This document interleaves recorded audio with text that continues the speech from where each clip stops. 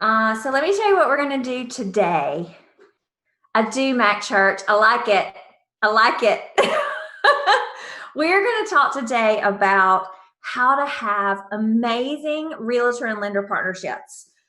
And for those of you who know a little bit of my backstory, a ton of my business came from realtor referrals and realtor partnerships. It's something I loved about my business. And so I'm just going to share with you a little bit today, some of the things I learned as in my 22 years in the mortgage business about relationships between realtors and lenders. I'm going to share with you a few ideas, and then I'm going to hush and I'm going to expose you to some of our amazing realtor and lender partners who were both all coaching clients. And I'm going to let you hear from them about what works well for them, what they've discovered. My goal is that you will leave here with two. So find two people, be looking for two things that you either commit to trying or that you're like, gosh, I never thought of it that way. I'm going to do the work to make a mindset shift around this. Okay. So that's my goal for you today.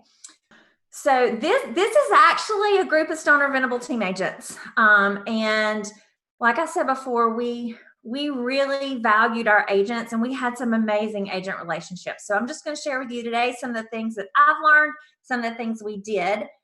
5 ways to have an amazing realtor and lender partnership. Number 1, remember that you're on the same team. True partnerships are mutually beneficial and are based on mutual respect. Respect each other's professions. And guys, I cannot tell you how inundated I feel like our industries are with competition between agents and lenders. And I believe there's a better way to do it. I believe if you can come up with someone who can be on your team, you can have an amazing relationship with them. This is what I see most often, especially on social. So I want you guys to really pay attention and check yourself on this. Okay, check yourself on this because I see it a lot. And I want us to have a different mindset and I want us to show up differently as it relates to this. There's so much on social media that causes divisiveness with agents and lenders. Okay, listen to me. People know what you're thinking. Remember, vibing chart, people know what you're thinking. And if you are having realtors, let's talk to you first. If you're having negative thoughts about lenders, they know it and they feel it. Lenders, the same thing goes for you. If you're having negative thoughts about realtors all the time and you're letting your mind dwell on that, they feel it. And you're either attracting people into your life and business or you're repelling people. So just be really aware of how you're showing up, both in person and on social, as it relates to partnerships with agents, right? And lenders. So let me give you an example. And y'all, I'm saying this from love. But what I hear a lot from lenders that makes my skin crawl just a little bit is, I landed this agent. That sounds like a fraternity party, right? You are looking for agents that you can partner with to serve their clients in a new way, right? Realtors. This is what I hear a lot from realtors is, I'm just looking for a lender that's going to pay me some money for leads. Guys, that's the wrong way to approach a relationship. The right way to approach a relationship is, who do I click with? Who has the same vision for their business and the way they serve their clients as I do? Let me meet them and let's team up and let's figure out how to serve clients powerfully. Do you see the difference? Subtle shift, but a big difference. So you're on the same team. Number 2, get to know what your partner's job and work life is like and come from a place of empathy. This is similar to the first one. If you don't understand what your partner's needs are, it's really hard to serve them well. And that goes for agents and lenders alike. Find out what your partner's challenges are. Have a conversation, say, what are you really struggling with right now? And then come up with ways to help them solve it. So ask questions like this. What's the biggest challenge you're having right now in your business? And then find a way to help them with that. I want to invite you to think about somebody right now. If you're a realtor, I want you to think of a lender. If you're a lender, I want you to think about a realtor that you can connect with in this way this week and commit to reaching out to them and say, hey, what's your biggest challenge right now? I would love to help you brainstorm of ways to make that better. Watch your relationships change. When you really empathize and you care about the other person, it changes the landscape of your relationship. Number 3, have strong agreements and communicate openly. This is a big one. Ask each other questions like, what needs to happen to make this relationship a success? What's expected of each party so that the clients are served with excellence? Hey, when do you work and when do you need to spend time with your family? Right? And then, guys, take once a week. So, in our Monday through Thursday marketing system, we teach this now to do this on Mondays, but take once a week to check in with each other. Hey, how are you? How's business? Is there anything I can help you with? Are there any clients I need to talk to if you're a lender talking to an agent? Or if you're an agent talking to your lender, hey, is there anybody who's not getting you the documents you need that I can just reach out and partner with you to make that happen? Right? Communicate openly. 4, collaborate to educate and help each other grow personally and professionally.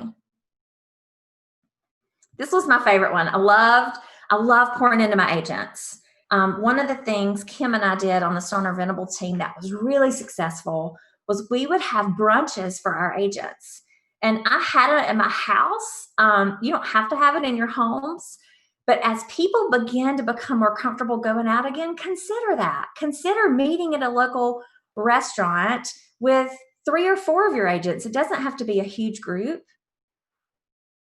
Those realtor brunches solidified relationships in a way that nothing else we did accomplished. Do Facebook Lives together. Educate your audience about what it's like to buy a home or get pre-approved for a loan. Lenders, promote your agent's listings on your social media pages. Share industry information across all the platforms. Offer to have a lunch and learn or a home buyer seminar, whether it be in person together or virtually. People are starving for knowledgeable professionals who care. Starving for it. And that really strengthens a relationship. Here's the last one. Be okay if you decide that you aren't a good fit. So often, lenders and real estate agents alike, I believe, they live in this scarcity mentality of, oh my gosh, I've got to have a relationship with this person, and I got to make it work, and I've got to. And guys, if you are not doing business with people you actually like and enjoy being around, you're going to be miserable, right? Maybe realtors, maybe a lender's not a good fit for you because of the way they decide to do their business. That's okay. There's no hard feelings. Just find one who is a good fit, right? And if you can really get into abundance, you can actually, lenders, let's use you for example. If you're in abundance and you meet a realtor and the way you guys work just doesn't click, you can actually refer them to another lender that might be a better fit for them. There's a novel idea, right? Because you're in abundance, you're like, look, the way we work probably isn't going to fit, but I know this person who I really think you would click with them. Let me make an introduction for you. Right? It's okay if you're not a fit with everyone you talk to or try to work with. Choose intentionally these relationships because that's where the goodness is. Make sense? Awesome. I'm going to stop my screen share. And I have asked some of our realtor and lender partners who are both coaching clients. The realtors and the lenders are coaching clients with us. I've just asked them to come share ideas with you guys because I want you to leave with a tactical thing that you can try. Okay. So I'm just going to ask some of them questions. I might put them on the spot a little bit, but they at least know they're talking. So, guys, if you'll unmute yourself when I call on you, that'll be helpful for everybody. I want to start with our agents. Okay. I want to ask our agents a few questions. Is Tony McIntyre on here? Tony, talk to me if you're here because I can't see you. I'm here, but I'm Noelle again today, evidently. I don't know why. Hi, evidently, Noelle. I'm signed in under my kiddo's ID or something. Oh, really, wow. Tony? This is Tony McIntyre. She's in our Charlotte, Fort Mill area. I want to ask you the first question, Tony, okay? Okay. What do lenders do that's a turnoff for realtors? Where shall I start? We got a lot of lenders in the room, right? And they really desire to have relationships with agents, but some people are still doing it old school. Tell us, what have you experienced that lenders do that are a turnoff for agents? I think it's the biggest thing for me is the transaction count, the numbers game that they want to present to me. They want to tell me how many transactions they close and their dollar figures, and that is not attractive to me personally. I'm very relational, and the numbers they matter. I don't want to say they don't matter, but that's not my driving force. I want to know how that person takes care of their clients, how they're there for them, how they show up for them, that they're looking out for their best interest. So that's my motivating factor. Awesome. That was my next question. You alluded to it a little bit. Let me know if you have anything to add. What advice do you have for these lenders who are looking to establish new realtor relationships? What should they be doing? They should be coming from contribution.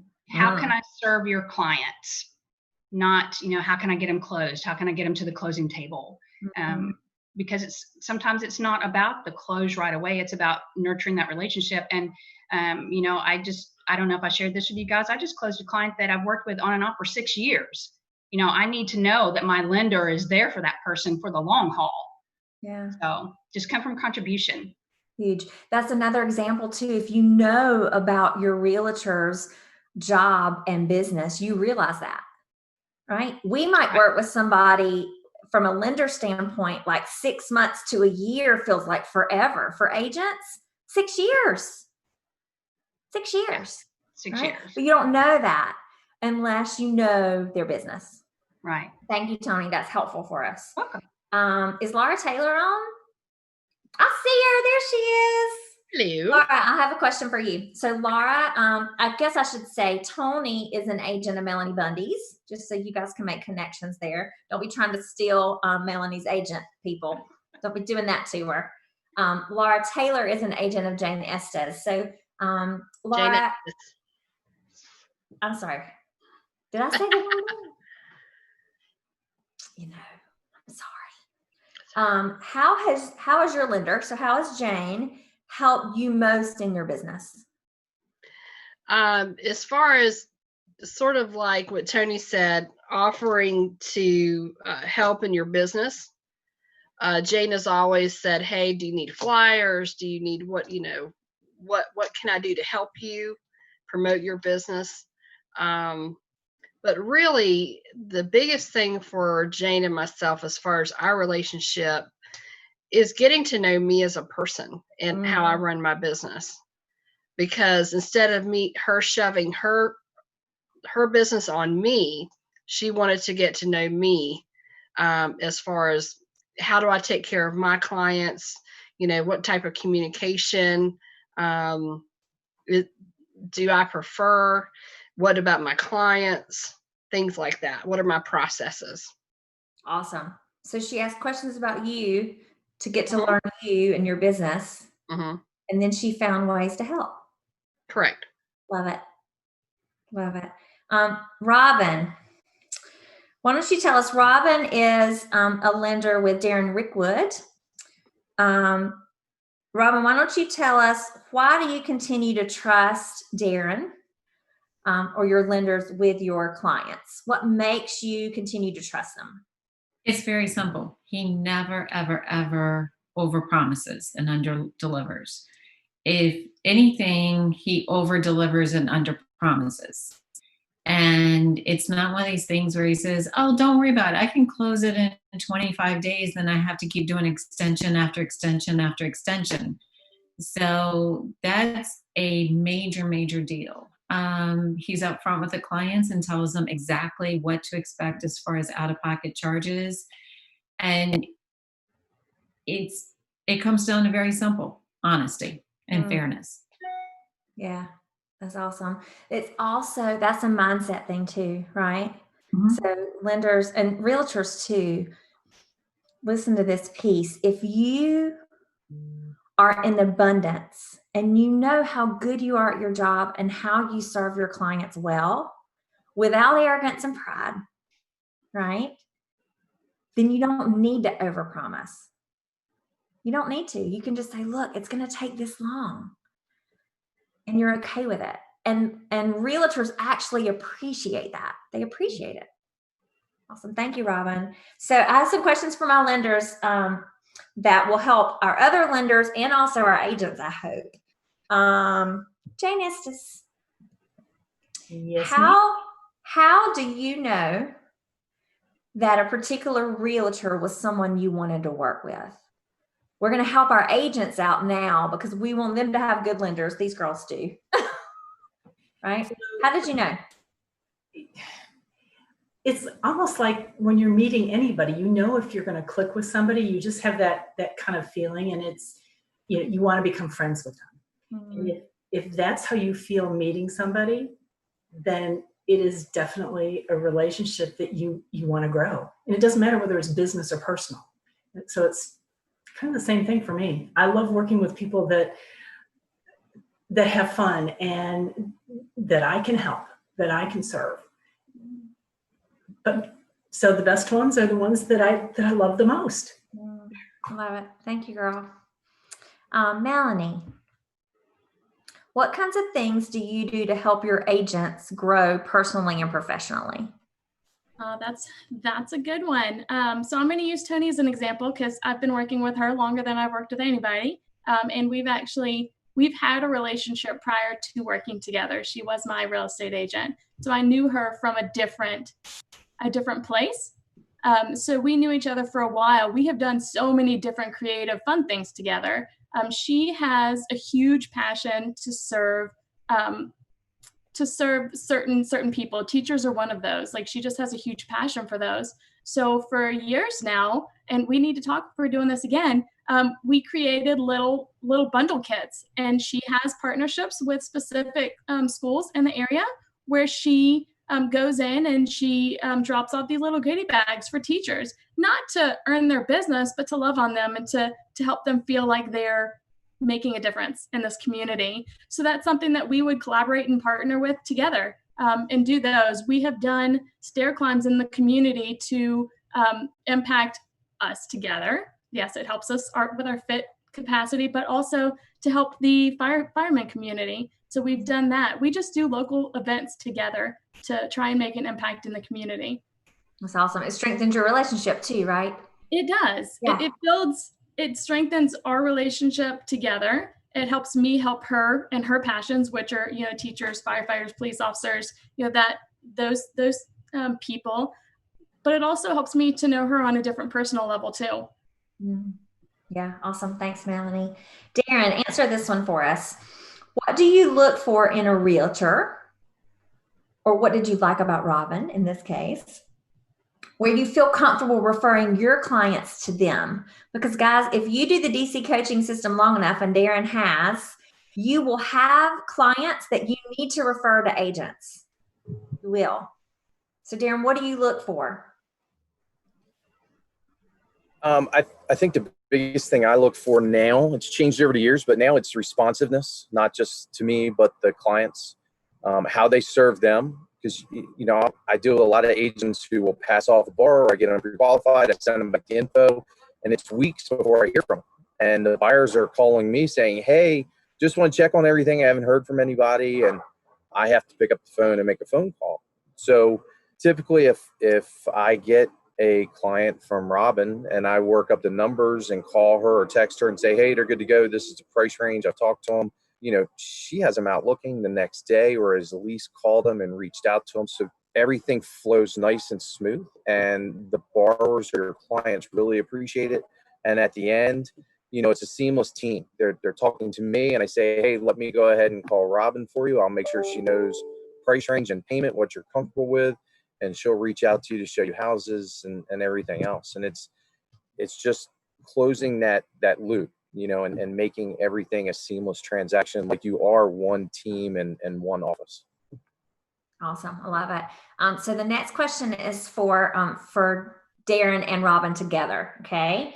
One of the things that I mentioned about having strong realtor lender partnerships was to collaborate together, either to educate people or to grow personally and professionally. And I love some of the things I've seen Robin and Darren do. So Robin and Darren, could you two speak to what kind of collaborations have you done together that you feel like were a success? With COVID, I'm not a in front of the camera person. However, Darren and I brainstormed when all this shutdown started, and we started recording our Zoom calls, and now we do Facebook Live. And I think our last video was seen almost 700 times. Wow. And it's us being goofy, but answering questions and just putting out there like a little 8 to 10 minute video. And the last one was all about PayPal and Venmo and how it almost tanked a deal. Wow. Yeah, and you really start to realize, and I think from doing the videos with Robin, as you do more and more, and now we're doing them together in my office and side by side, safely distancing, whatever you want to call it. But it's so easy now. It's like talking to someone you've known for years and having a conversation about something, instead of like a script and everything written down on a piece of paper behind you. We literally click, go on the phone and just have a conversation about what just happened. And it's so easy. It flows. And I think that shows, and the viewers actually see it too. I mean, she gets a lot of comments and people call her and want to know more about what we talked about. Awesome. It's a great idea. I've loved watching your content. Really real life things that help clients, right? And then it solidifies your relationship as well. Mm-hmm. So Jane and Laura, I'm going to ask you this one. What kind of agreements do you have in your relationship that make it a success? Do you guys have any specific agreements that help you? Yes. So Laura and I we met each other about 10 years ago, and it took us 5 years to get really, really tight. Mm-hmm. We were both real slow at doing that, but I'm at the point in my life where I don't want to have to work weekends if I don't want to. So, and she knows that. So if she calls me on a weekend, it's because she needs something at that moment. Other than that, she's going to wait till Monday morning. Mm-hmm. So she allows me to have my home time, with my family, with my kids, with Neil.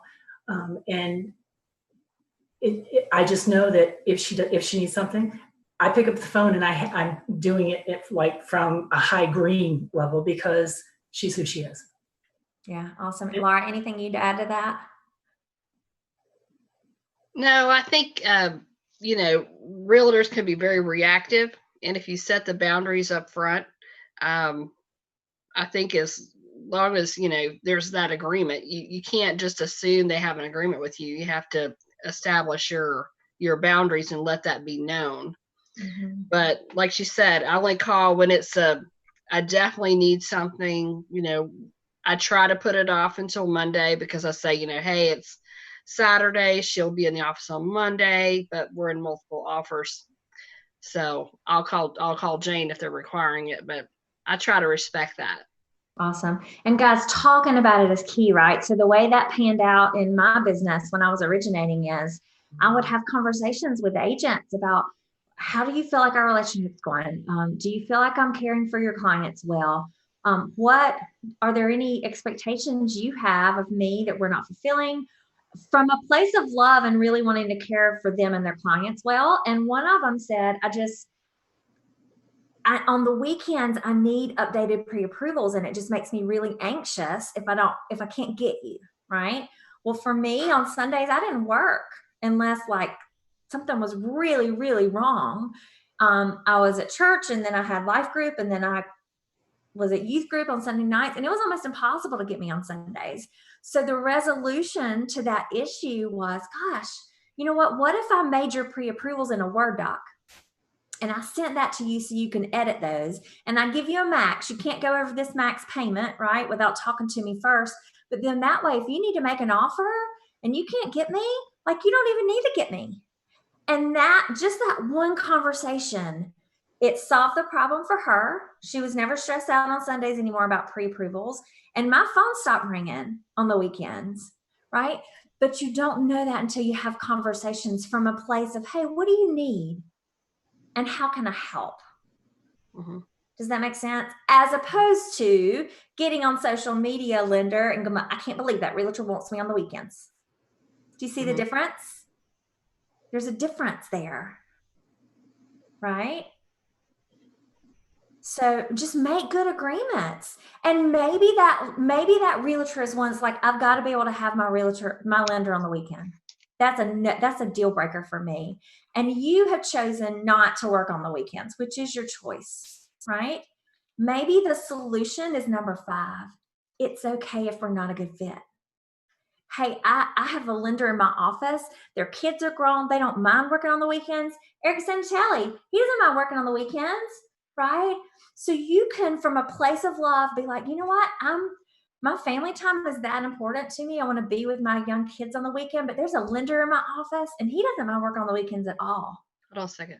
Let me introduce the two of y'all, right? From a place of abundance without being ugly. It can be done and it can be beautiful, right? So I hope you found this helpful. I would love, as we end, if you will just put in the chat box either a mindset shift that you realized that you're like, I hadn't thought of it that way before, or something that you heard or learned that you're going to commit to trying this week. If you're a lender with your realtor partners, if you're a realtor with your lender partners, put that in the chat box. I would love to see some takeaways that you guys had before we end. Come from contribution. Yeah. What else? A mindset shift or something you learned that you're going to try. Ask how the relationship's going. Yeah. Right. A joint video sounds fun. Yeah. And guys, it's so important when you're asking those questions that I recommended, like, how's our relationship going?